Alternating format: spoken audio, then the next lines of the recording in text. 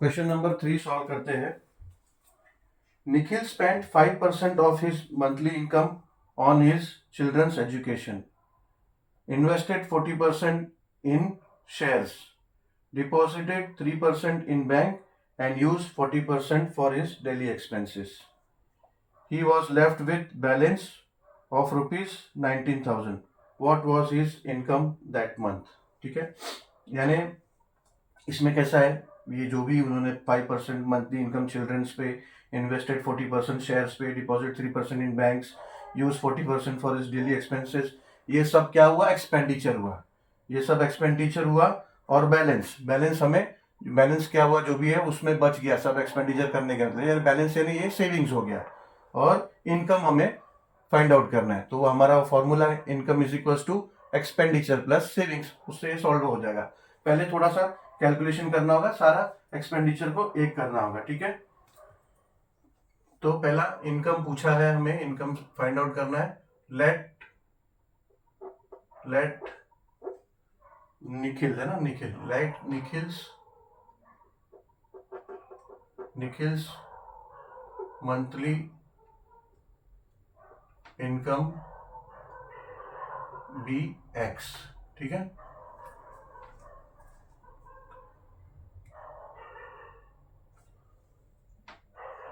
Late expenditure for children's education भी कितना दिया है, 5%। सो 5% ऑफ एक्स, ठीक है। 5% ऑफ एक्स होगा, यानी इनकम का 5% है, तो let expenditure for childrens education भी 5% ऑफ एक्स, ठीक है। And let deposited in bank, deposited in bank है ना, invested in shares, deposited in bank भी है, डिपॉजिटेड इन बैंक 3%, तो let deposited in bank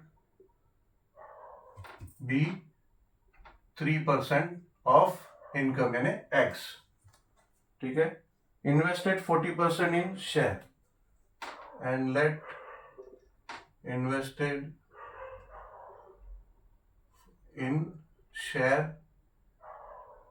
B 14% of income यानी x,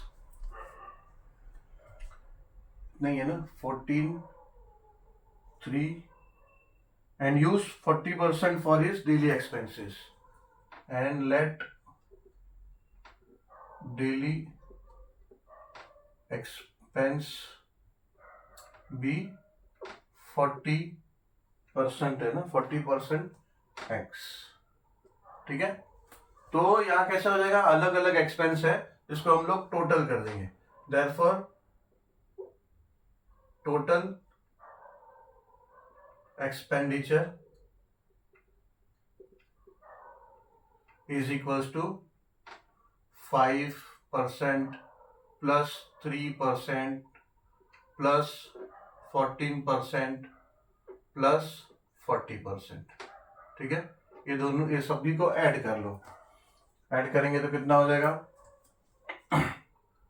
5 and 3 8, 8 and 14 हो जाएगा 22, 22 and 40 will become 62% of x।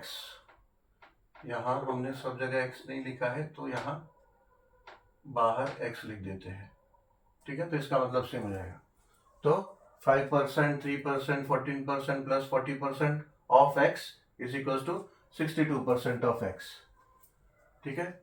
Therefore savings दिया है, सेविंग्स जो कि बैलेंस लिखा है यहाँ पे, तो लिख देते हैं savings is equal to balance is equal to कितना दिया है, 19,000 रुपीस, ठीक है। Therefore as we no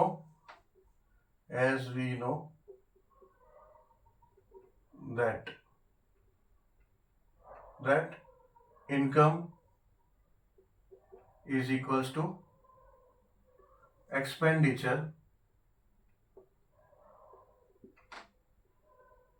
plus savings. Therefore income क्या कंसीडर किया है हमने, एक्स।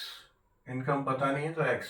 एक्सपेंडिचर क्या है total, 62% of x, plus savings कितना दिया है, 90,000। ठीक है, देयरफॉर ये हो जाएगा x इज इक्वल्स टू 62/100। 62% मतलब 62/100 x प्लस 19,000। ठीक है, देयरफॉर क्रॉस मल्टीप्लीकेशन कर लो। क्रॉस मल्टीप्लीकेशन करोगे 100 इससे मल्टीप्लाई हो जाएगा, तो हो जाएगा 62x प्लस 19,000 है, ये 100 मल्टीप्लाई होगा तो 2 जीरो और बढ़ जाएगा उसका, ये 19,000 था तो ये हो जाएगा 19 lakhs। ठीक है, 2 जीरो बढ़ गया ना, अपॉन 100, ये डिनोमिनेटर रहेगा, क्रॉस मल्टीप्लीकेशन हो गया पर 100 नीचे रहेगा। अब ये 100 यहां लेकर आ जाओ,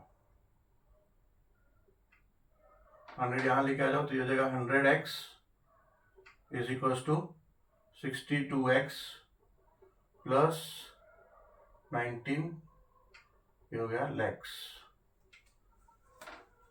ठीक है, अब ये 62x को यहां ले लो तो हो जाएगा 100x minus 62x is equals to 19 lakhs.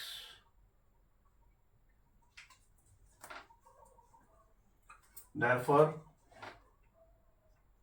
100x minus 62x हो जाएगा 38x is equals to 19 lakhs.